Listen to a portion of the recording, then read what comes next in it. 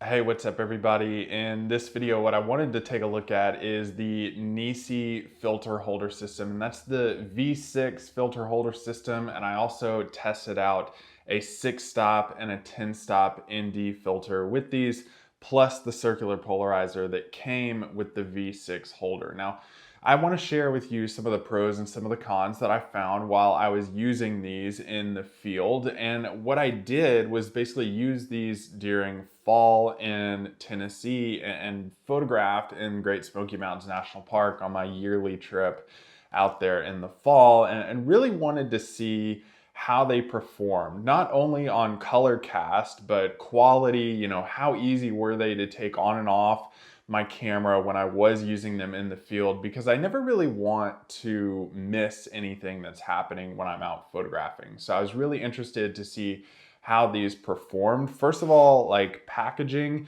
I know packaging isn't a huge deal to a lot of photographers, but it's a really big deal to me because I want these to take up the least amount of space possible when I am out photographing. I would rather have a lot of room and weight for cameras and lenses and tripods instead of filters. And what I liked about these is that the packaging was really minimal and they're like really, really lightweight, which I really enjoyed. So you can basically fit everything that you want to in these. I kept the ND filters in these two holders here because they're like the size and the width of maybe like a clip wallet or something like that. Obviously a little bit bigger, kind of as big as a CD case, if you remember what those were like and the size that they had. What I liked about this was that I could easily put them anywhere in my camera bag and not worry about them. When you open these up, it's a magnetic holder and you can easily just slip these out of the pocket, slide them back in, and not have to worry about if they're gonna fall out in my bag or anything like that. So I really enjoyed the packaging on this and the amount of space that it took up. When you do open these and you see what's inside the V6 holder, I just kept the circular polarizer attached to the holder here, and it's a really good holder. It's not very heavy, not very bulky or big, and it just did the job that I needed it to do. It's not too far-fetched from any other filter holder that you may see out on the market, but it is a little bit lighter in weight of some of the other ones that I've used in the past, and it is more durable, has that like aluminum metal feel to it, where the ones that I've used in the past have more of kind of like a lightweight, cheap, plasticky feel. I really liked how I wouldn't be afraid if, heaven forbid, I dropped this, that it would break or a piece would break off. It has a lock slider here, or a screw, and it also has a secondary one down here on the bottom. And then you attach your filter holders on the back side here. Like I said, I have the circular polarizer attached to this one. I'll get more into the circular polarizer in just a second, but that just shows you this. Then it has an extra slot in here for your filter thread sizes, just getting the right filter thread on here, and you can easily slide those in there. It has separate pouches, just kind of eliminating the risk of putting this down in here and scratching up my circular polarizer. I can know that I can easily slide the filter holder down into the pouch and keep my thread holders or my thread adapters in a separate compartment and know they're not going to scratch it up at all. So let's go ahead and take these out and talk about some of the filters that I was using: the circular polarizer, the ND filters, the 6 and the 10 stop. I used the ND filters a lot when I was doing time-lapse photography up there, and they performed exceptionally well. What it allowed me to do was lengthen my exposures to get a little bit more movement within the frame and show off some of the things that were happening, like movement of the fog, movement of the clouds. It didn't color cast anything. It was the appropriate color cast for the white balance that I was choosing in the field, and it didn't manipulate any of those colors. A lot of times with some of the filters that you use, you do get some color cast going on, which is a huge shame, and it's a big worry that I have whenever I am using a new set of filters when I am out into the field. But the fact of the matter is with these, you know, you have true to life color from beginning to end. You have true to life of what you actually saw in the field. So in this case, a lot of oranges, a lot of purples, a lot of yellow and blue tones. So those really shone through in this. The filter quality on these is really good. Obviously, you can see here just a square piece of glass that you can easily, depending on whichever one you want to use, this is the 10 stop here that I'm using, you can just put your V6 filter holder on this and slide these in and just start shooting. It's a really easy process for sliding this in and starting your shooting process. You can even slide multiple into the filter holder if you want to lengthen that exposure. That would mean that would 10 plus 6 is a 16 stop filter holder that you would have then to shoot whatever you're photographing. Now, those did very well. I was really interested to see how the circular polarizer would do, because I don't do a ton of ND filter work. I do for time-lapse photography just to lengthen that exposure a little bit, maybe for some still water photography like ponds and lakes, different things like that, streaking clouds or anything that I want to do with that. But circular polarizers are what I use more than anything else when I am in the field, because I do photograph waterfalls so much and I need a circular polarizer to remove the glare off of the surface of the water as much as I want to when I am photographing.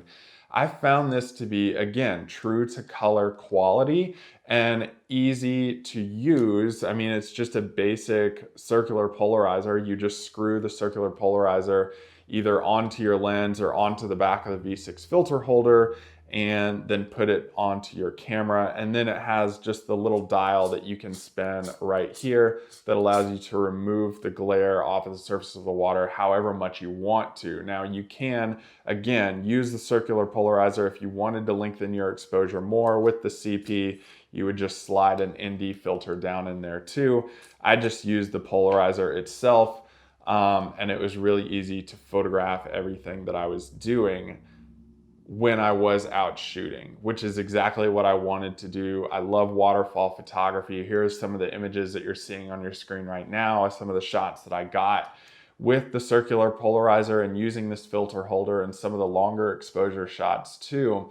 And I was just really happy and pleased with the results. I get a little nervous whenever I do use new gear when I am in the field, but this proved to be easy to install, easy to put together, easy to figure out, and provided tremendous results across the board. So I was very pleased about that. What I do want to talk about are some of the things, some of the drawbacks that you may see with these. They are extremely expensive, which I know your high quality filters are all going to be a little bit more pricey than your entry-level basic filters that you might get.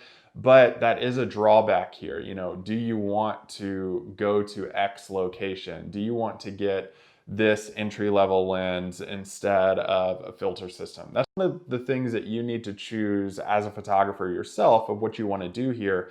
Do you want a filter system? Do you need that? Do you want a really high quality one like this one is? Again, high quality across the board, but you're paying for that definitely when you are going through the checkout online when you're ordering these.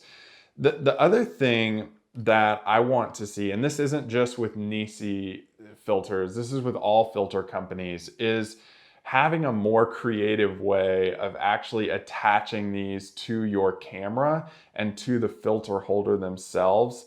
I have really big, clumsy fingers, okay? And I'm not afraid to say that. What I find really tedious and annoying is getting like the circular polarizer off of here, getting the filter thread adapters onto here and attaching those to the camera, because like if you look at these just little tiny thin filter thread adapters are just really tedious to attach to a camera when you are in the field and something may be occurring.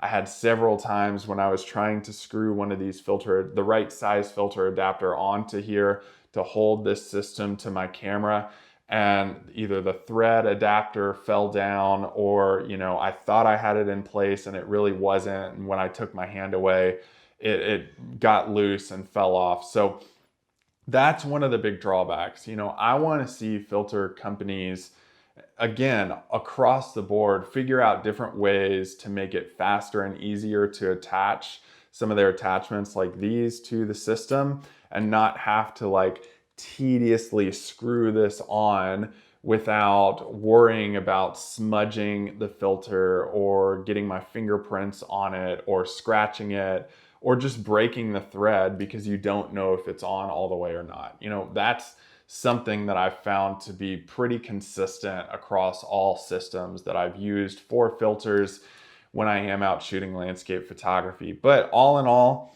I really enjoyed using this filter system. Again, this video is not sponsored by NiSi, but they sent me this pack to use and test out into the field so that you guys could learn, you know, some of the best options for you and the right fits for you to get as landscape photographers and use those.